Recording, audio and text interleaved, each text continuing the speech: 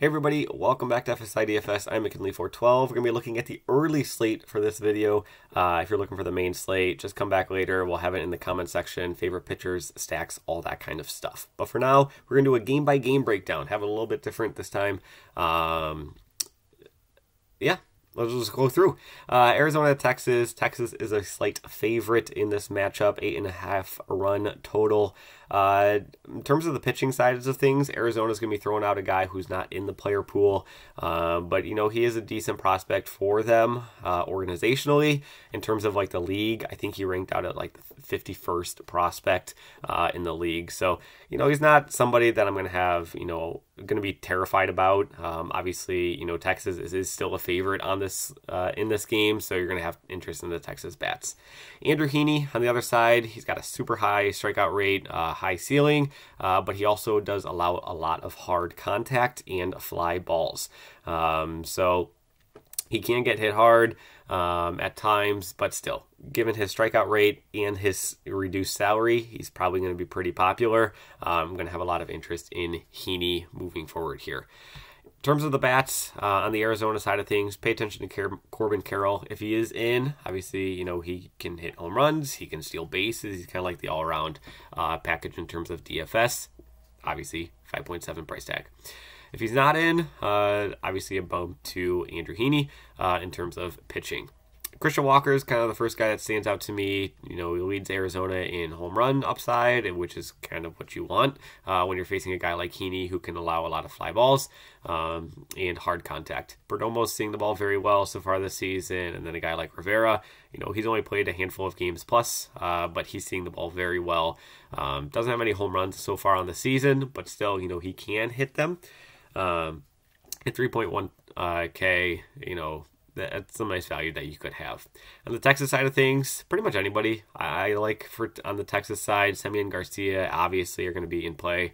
Nate Lowe and Heim, these are probably would be like my biggest interests, maybe outside of Garcia, just because of their reduced salary price tag. But I don't think salary is going to be too much of an issue, especially if you do go with Heaney at 7.5K as your SP2. Jankowski gives you some home or stolen base upside. Duran, he's been doing very well so far this season, seeing the ball well. It's bats lower in the order, but still 2.4K. He's not gonna hurt you if he doesn't do too much in this game. So Arizona, Texas, just to kind of recap, I like both sides in terms of the bats, but I also like Heaney just because of his strikeout upside on the mound. San Francisco and Houston. Valdez, you know, leads the entire slate. He's the most expensive pitcher on the slate at 10.5K. He induces a lot of ground balls. He's got a crazy high ground ball rate so far this season. So, you know, it kind of limits him, you know, getting blown up at all. Doesn't have the highest strikeout rate, but he is going up against San Francisco. So that was my phone. So not too concerned about it there. He's probably going to be, you know, he's going to be your SP1, I think, on this slate. Logan Webb, honestly, you know, Houston just doesn't scare me as much offensively as they have in years past. So Logan Webb, he's kind of like a Valdez light. You know, they have very similar K rates. Webb also induces a lot of ground balls and has induced a lot of ground balls here this season, and even going back into last season as well. So I do think he's kind of like a Valdez light.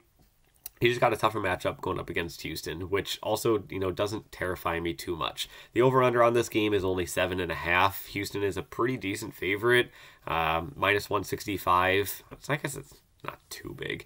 But Vegas is not expecting a lot of runs here. They're expecting like a 4-2, 4-3 kind of game. So I like both pitchers in this game. I really don't like either side of the bats, so I'm not even going to talk too much about the bats. Maybe you can do a one-off. That's pretty much it. Philadelphia and the Dodgers, Nola against Stone. Nola, he just hasn't had the strikeout rate that he has had in years past. He allows quite a bit of hard contact if we're, you know, looking into the data. So, you know, he's not the pitcher that we've seen in years past. So I'm going to have some interest in the Dodgers bats. Stone, on the other side, this is a top prospect for the Dodgers. You know, he just obliterated his way through the minors. He was pitching single A ball last year. He had like a 1 ERA in 1A ball, and then he had a 1 ERA in 2A ball, and then AAA, you know, he was doing the same thing. So they decided to bump him up Also to give their starters a little bit of rest for their weekend series coming up against San Diego, which is a little bit more important in my opinion. But Stone, 5K, I think he could be a fine matchup here. Sorry, it's my phone. It keeps going off.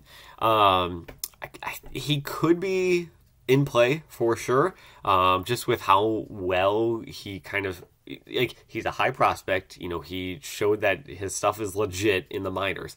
However, the gap between AAA ball and minor and the majors, I think, is a bigger gap than like single A ball to AAA ball, if I'm being honest here. So he's got a tough matchup going up against Philly. The over/under on this matchup is 9, and it's dead even on the money line. So, Vegas is expecting a lot of runs scored from both sides. Both are going to have an implied run total of around 4.5, which is just behind San Diego for the highest on the slate. In terms of the bats, we'll start with the Dodgers. Speaking of a guy who's super hot, Jason Hayward, 2.8K. He's been seeing the ball very, very well so far this season, especially as of late. So I'm going to have some interest in him just as like a salary reliever at 2.8K. Everybody else, I think, is totally fine. Freeman, especially you're going to want those lefty bats. Freeman, Muncy, Will Smith's been doing very well. I know he's a righty, but he's been doing very well so far this season, hitting .317, 4 home runs, just doing awesome. So it's going to have some interest in the Dodgers, obviously, with their high implied run total going up against Nola, who can allow a lot of hard contact. On the Philly side of things, Kyle Schwarber, he's going to be the first one that stands out to me. He'd be like the first Philadelphia guy that I do have in. The tough part with getting Philly or like stacking Philly is that they're just expensive as a whole. You get down to like their eighth guy in their lineup, 8th most expensive, you're still paying over 4K for them. Like, they don't have value in their lineup. So it's going to be tough to stack Philadelphia, even though they have the high implied run total. So I do think they're more of like a GPP play, given like the price tag and just the unknown of Stone. But that game, going to have interest on both sides in terms of the bats, not too much on the pitching side of things.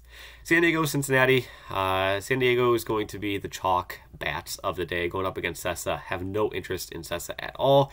Lugo, I could have a little bit of interest in Lugo. He doesn't have the highest strikeout rate, but nobody really does on this slate. He does provide some limited, he does allow limited contact or softer contact, more so than a guy like Aaron Nola does. So, and he's got a better matchup going up against Cincinnati. So I do think Lugo could certainly be in play if you do want to go there down for cheap. I still would prefer Heaney over Lugo, but that's just me.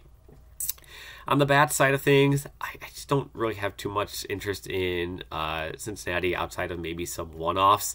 Maybe a guy like Fraley or Friedel, you're looking for like that lefty-righty matchup. But that's pretty much it. Like, I just don't have too much interest in the Cincinnati sides of things. San Diego, these are going to be the chalk bats. They're very affordable. They got the best matchup going up against Sessa, who allows a lot of hard contact. This ball should be flying out. Certainly. So Xander, it's your usual guys. It's Xander Bogaerts. He's going to be like the first guy that stands out to me. Soto, he's probably going to be, Soto's probably going to be first, and then Xander. But still, 5K average for both these guys. It's going to be fine. Matt Carpenter, I do feel like I have to talk about him here. 3K, he's actually, on the season, he's kind of been off and on, but if you look at like the splits, he's hitting right-handed right-handed pitching very, very well. So another first base eligibility. We talked about Nate Lowe first base. We talked about Carpenter first base. We talked about Christian Walker first base. We talked about Freddie Freeman first base. Who are you going to put in? That's the big question. So obviously Cronenworth first base, Cruz first base. Overwhelming. So San Diego is going to be your chalk stack in terms of the bats. So just to kind of recap here, let's just do a really quick build. I have not built yet, so I don't even know where things look at. But if you go like a Valdez, Heaney, and then we'll just throw in some of these San Diego bats that we were talking about. We have a lot of interest in. We'll say we're interested in Soto, we're interested in Xander. And then let's go over, we'll throw in Jason Hayward because I said he was a nice, cheap option. Maybe you could go who's seeing the ball very well. Let's see, Arizona, we'll go Christian Walker because he hits home runs. I mean, look at 3.7K.